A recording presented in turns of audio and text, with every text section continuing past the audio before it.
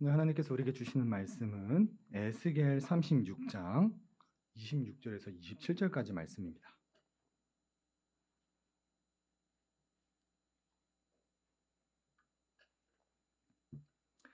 에스겔서 36장 26절에서 27절까지 말씀.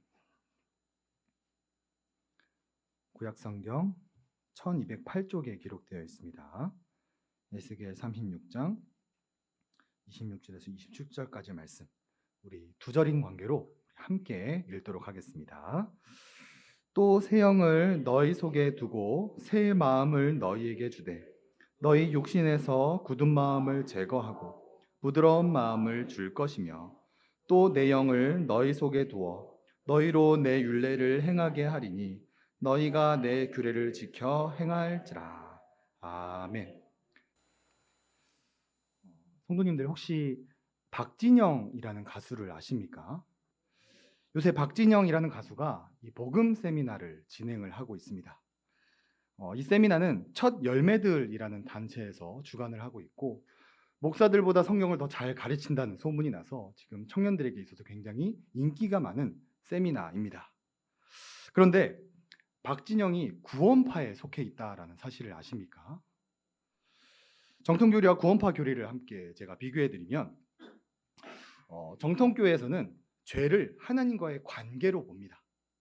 죄라는 것이 원문으로 관역에서 벗어났다라는 의미로서 하나님과 멀어진 것, 하나님과의 관계가 끊어진 그 자체가 죄라는 것이고, 반대로 구원이라는 것은 하나님과의 관계가 회복되는 것, 예수 그리스도를 통해 은혜 보좌 앞에 담대히 나아가는 그 상태를 구원이다라고 말합니다. 그런데 구원파는 죄를 존재론적으로 보고 깨달음을 통해 구원을 얻는다라고 주장을 합니다. 조금 쉽게 설명해 드리면 사람 안에 이 죄라는 것이 존재한다. 그래서 사람이 죄인이다. 그런데 성경 공부를 열심히 하다가 깨달음을 얻게 되면 그 죄라는 존재가 완전히 사라지게 된다라고 가르칩니다. 하나님의 은혜가 아니라 어떤 성경, 내가 언제 몇 시에 그것을 깨달았는지가 더 중요하다라는 것이죠. 기독교에 어떤 인간의 깨달음을 가진 이런 불교 사상을 접박한 게 이제 구원파입니다.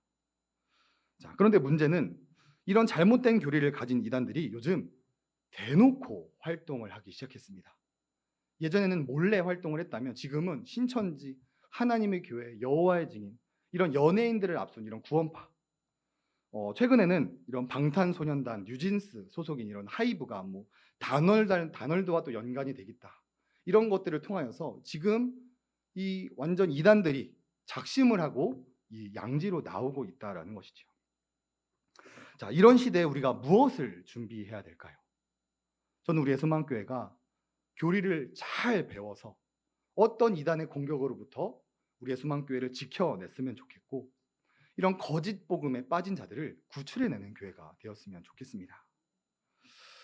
제가 구원파를 연구해 보니까 그들은 늙은 사람과 병든 사람을 전도하지 않는다고 합니다.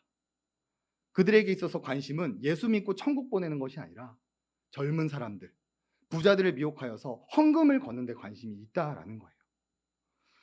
이런 시대에 우리 예수만교회는 정말 교리를 잘 배워서 천국 보내는 일에 힘쓰는 우리가 되었으면 좋겠습니다.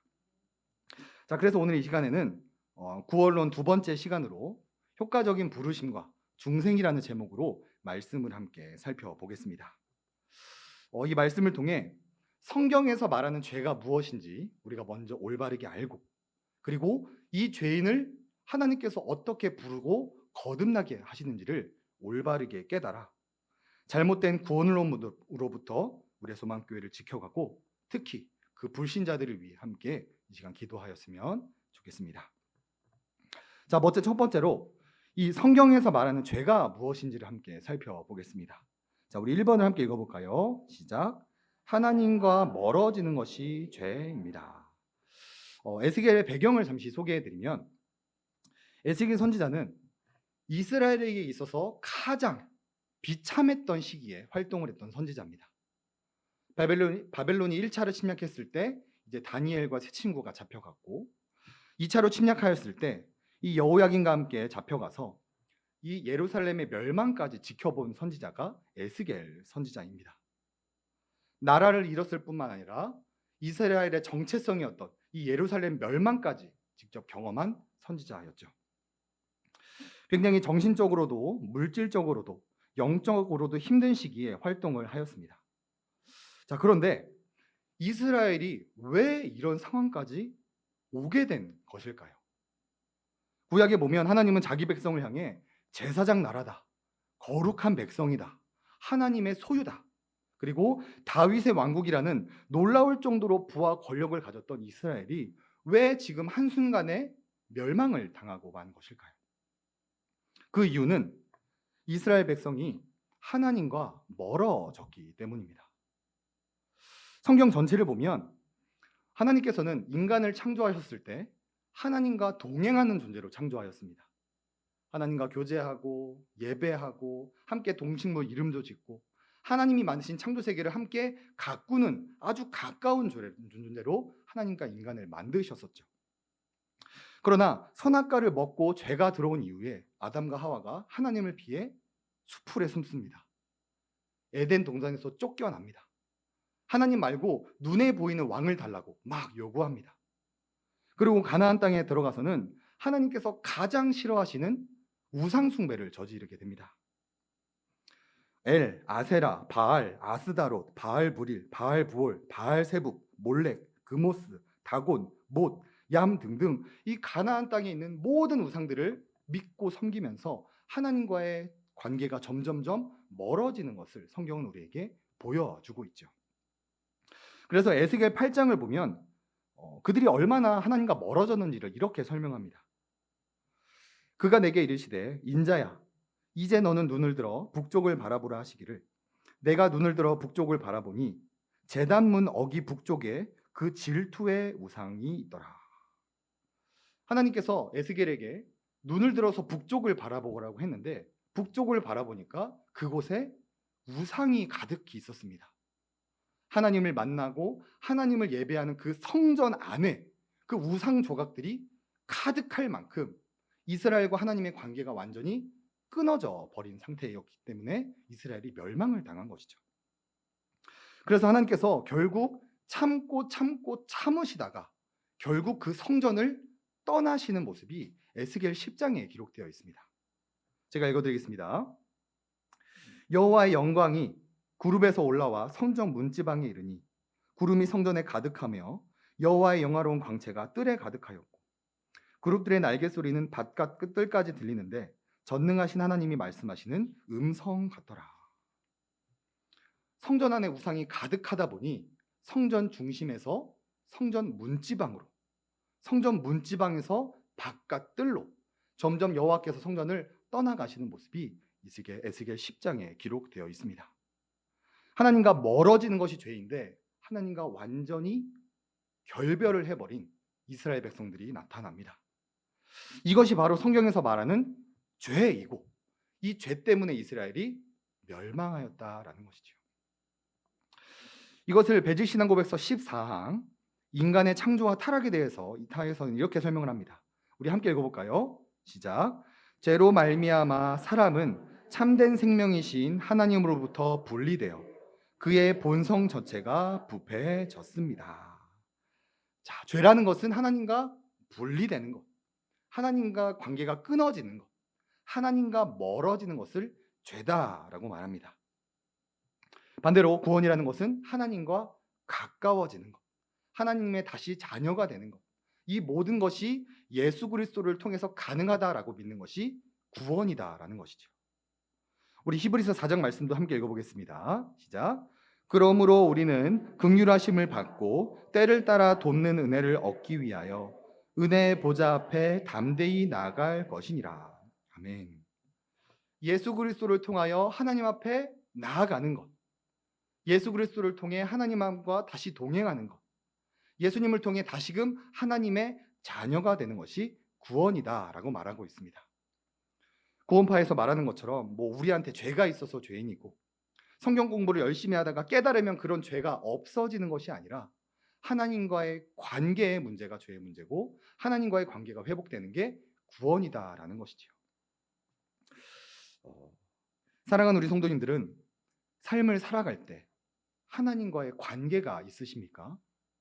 문제가 발생하면 하나님을 찾고, 죄를 짓게 되면 하나님께 죄송하고, 매일 죄에 걸려 넘어지는 이런 나를 자기 아들을 보내 구원해 주신 그 하나님의 사랑을 감사하며 살아가고 계십니까? 공예배 말씀처럼 내가 하나님의 백성이구나. 저 하나님이 나의 하나님이구나. 그 언약을 갱신하며 살아가는 삶. 권사님께서 기도해 주셨듯이 하나님을 아바 아버지라고 부르고 그 하나님의 간섭을 받는 그런 하나님과의 관계에 있는 삶을 우리 성도님들은 살아가고 계십니까? 그 삶이 있다면 우리 성도님들은 구원받은 자들입니다. 매일 죄에 걸려 넘어지는 그 나의 행위를 바라보는 것이 아니라 그럼에도 불구하고 나를 간섭하시고 내게 새 힘을 주시는 그 하나님의 간섭이 있다면 내가 구원받은 자임을, 구원의 확신을 가질 수 있다라는 것이죠.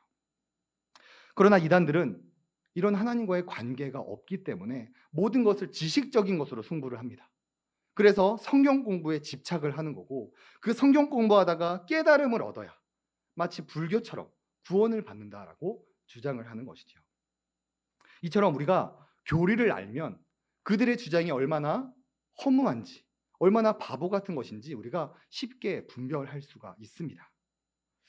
우리가 이 교리를 기억하면서 죄라는 것은 어떤 행위를 말하는 게 아니라 하나님과의 관계의 문제구나, 이것을 기억했으면 좋겠고, 매일 죄에 걸려 넘어지는 나의 행위를 바라보는 것이 아니라 하나님과의 맺는 그 관계 여부에 집중하여 구원의 확신을 갖는 우리 성도님들이 되셨으면 좋겠습니다. 자, 두 번째로 우리가 하나님과 멀어져서 이 죄인인 상태였을 때 하나님은 우리를 어떻게 부르셨고 어떻게 중생시키셨는지 한번 말씀을 살펴보겠습니다. 우리 2번 대지를 함께 읽어볼까요? 시작. 성령님을 통해 효과적으로 부르시고 중생케 하십니다. 자, 이번에는 에스겔 목적에 대해서 함께 살펴보겠습니다. 에스겔 전반부에는 이스라엘이 왜 멸망하였는가를 다룹니다. 이것은 제가 방금 설명해 드렸듯이 이스라엘이 하나님을 떠났고 하나님도 성전을 떠나게 되면서 이스라엘이 멸망을 하게 되었죠. 그리고 에스겔 후반부에는 이스라엘이 어떻게 회복되는가를 다루고 있습니다. 이스라엘이 어떻게 회복될 수 있었을까요? 성전 안에 우상들이 가득하고 하나님께서도 성전을 떠나버린 그 비참한 상황에서 이스라엘은 어떻게 구원을, 회복을 받았을까요? 바로 성령님을 통해 그들을 회복시키십니다. 우리 오늘 본문 말씀 2절 같이 읽겠습니다. 시작. 또 새 영을 너희 속에 두고 새 마음을 너희에게 주되 너희 육신에서 굳은 마음을 제거하고 부드러운 마음을 줄 것이며 또 내 영을 너희 속에 두어 너희로 내 율례를 행하게 하리니 너희가 내 규례를 지켜 행할지니라. 아멘. 하나님은 자신을 배신하고 떠난 이스라엘 백성들에게 성령님을 보내어서 그 안에 거하게 하시고 그 굳은 마음을 제거하여 부드럽게 하시고 하나님의 말씀을 지켜 행하는 자로 죄인에서 의인으로 거듭나게 하신다라고 성경은 말을 하고 있습니다. 조금 더 구체적으로 살펴보면 오늘 본문 위에 24, 25절 제가 읽겠습니다. 내가 너희를 여러 나라 가운데서 인도하여 내고 여러 민족 가운데서 모아 데리고 고국 땅으로 돌아가서 맑은 물을 너희에게 뿌려서 너희로 정결하게 하되 곧 너희의 모든 더러운 곳에서와 모든 우상 숭배에서 너희를 정결하게 할 것이며. 자, 우리의 구원은 어떤 우리의 노력이 아니라 하나님의 주권으로 이루어집니다. 구원받을 수 없는, 구원을 받을 만한 그런 생각도 하지 못하는 우리에게 성령님을 보내주셔서 포로에서 귀환시키고 성례를 통하여서 그들을 정결케 하시고 하나님을 믿으며 나아가는 그런 하나님의 뜻을 다시 이룰 수 있는 이 새 백성이 되게 하신다라는 거죠. 그리고 또한 하나님은 성령님을 통해 끊어졌던 하나님과의 관계도 다시 회복하십니다. 우리 에스겔 36장 28절 함께 읽겠습니다. 시작. 내가 너희 조상들에게 준 땅에서 너희가 거주하면서 내 백성이 되고 나는 너희의 하나님이 되리라. 아멘. 하나님과 완전히 관계가 끊어져 버린 그 상태에 하나님은 성령님을 보내어서 우리를 다시 자녀 삼아 주시고 내가 너희를 사랑하는 하나님이라는 이 관계까지 친히 회복해 주십니다. 이것을 우리는 교리적으로 효과적인 부르심과 중생이라고 말을 합니다. 우리가 어떤 구원받기 위해 노력하는 것이 아니라 성령을 보내 이것을 이루신다라는 것이죠. 그래서 웨스트민스터 소요리 문답 29문에는 이런 질문이 있습니다. 우리는 어떻게 그리스도께서 값주고 사신 구속에 참여하는 자가 됩니까? 답을 읽어드리면 우리에게 효력 있게 적용하시는 그분의 성령으로 말미암아 그리스도께서 값주고 사신 구속에 참여하는 자가 됩니다. 우리가 어떻게 구속에 참여하게 됩니까?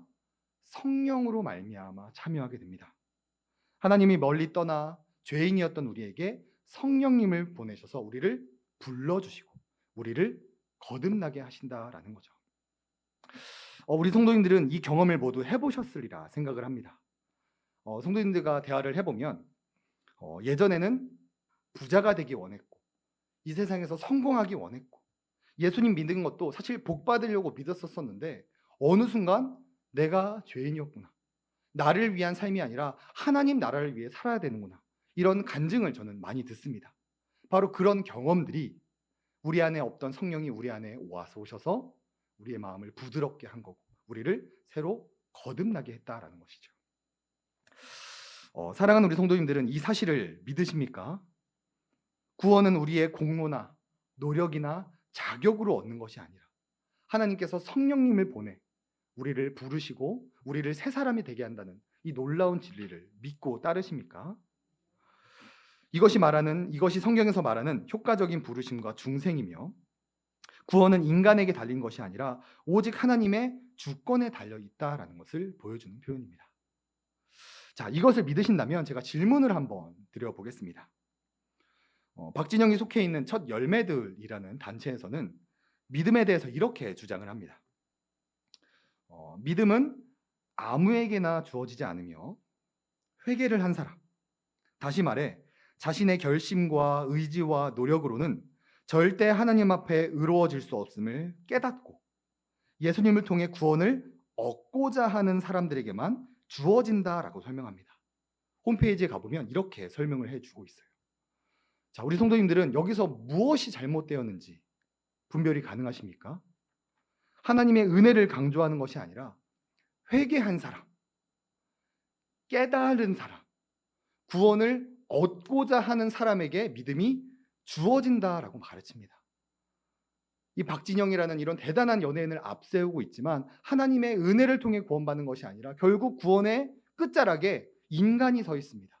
내가 회개하고 내가 깨닫고 내가 예수님 믿기를 선택해야 구원을 받는다라고 가르치는 건데 오늘날 젊은 청년들이 거기에 열광을 하고 있다라는 것이죠. 성경은 어떻게 말합니까? 하나님을 멀리 떠난 우리에게 아무 조건을 내것이지 않고 성령을 통해 우리를 구원하시는 게 성경에서 말하는 올바른 구원론입니다. 또한 우리는 이 교리를 통해 우리 사랑하는 가족들의 구원에 대한 해답을 찾을 수 있게 됩니다. 사랑하는 우리 가족들이 어떻게 구원을 받을 수 있습니까?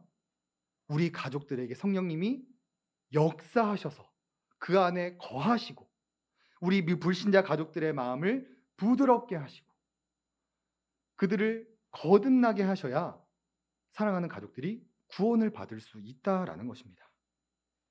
우리가 전도를 하다 보면 인간적인 방법을 앞세워서 전도할 때가 있습니다.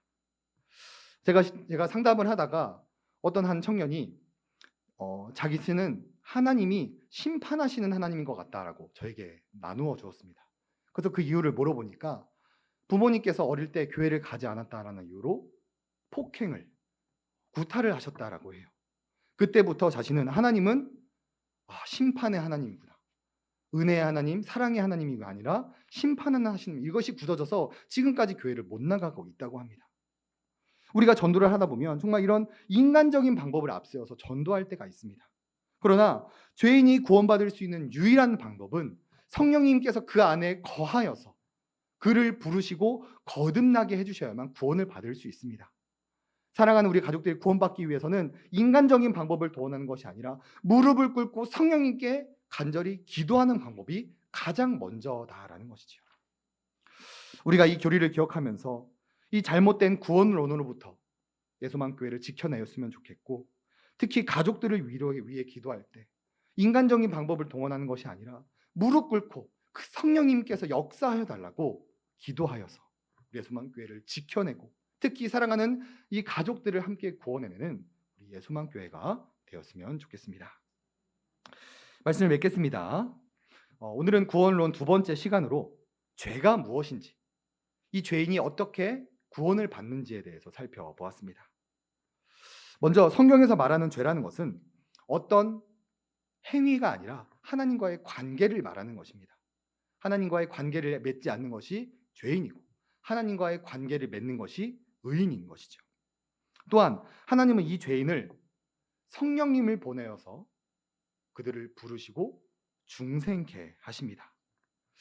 우리가 이 두 가지 교리를 기억하면서 이 잘못된 구원론으로부터 이단이 판을 치는 이 시대에 예수만교회를 지켜내는 우리가 되었으면 좋겠고, 무엇보다 가족들을 위해 기도할 때 어떤 인간적인 방법을 앞세우지 말고 무릎을 꿇고 기도하여서 성령님께서 역사하여 달라고 기도하여 우리와 같이 성도님들의 배우자, 성도님들의 자녀, 손자, 사위, 며느리들이 모두 천국 가는 그런 놀라운 복을 누릴 수 있는 우리가 될 수 있도록 이 시간 함께 기도하며 나아가시겠습니다.